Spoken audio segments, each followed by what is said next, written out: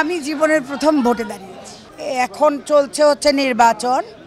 আমি যেহেতু নির্বাচনে একজন প্রার্থী, তো ন্যাচারালি আমি এখন ভোটারদের নিয়ে ব্যস্ত। আর বলবার মতো তো কিছু নাই, ভোট গ্রহণের সময় তো কোনো কথা বলা যায় না। তবে আমাকে ফিল্মের বলেন, বাইরের বলেন, এদেশের আপামর জনসাধারণ, তার মধ্যে তো আমরাও পড়ি, ফিল্ম নাটকের লোকেরা, তো আমরা সবাই, আমাদের সবাই আমাকে ভালোবাসে, এটাই আমি জানি।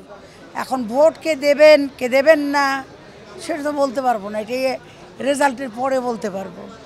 Thank you. বাট এখনো যেহেতু সময় আছে, আমরা আশা করছি তাকে যারা ভালোবাসে তারা অবশ্যই তাকে সাপোর্ট করবে।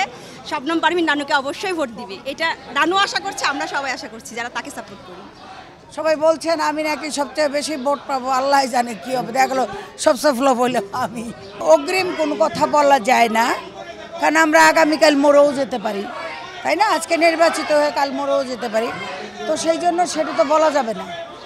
সবাইকে সাথে নিয়েই কাজ করার চেষ্টা করবো ইনশাআল্লাহ। যারা ভোট দিতে আসছেন তারা একটু দেখে শুনে ভোট দেবেন।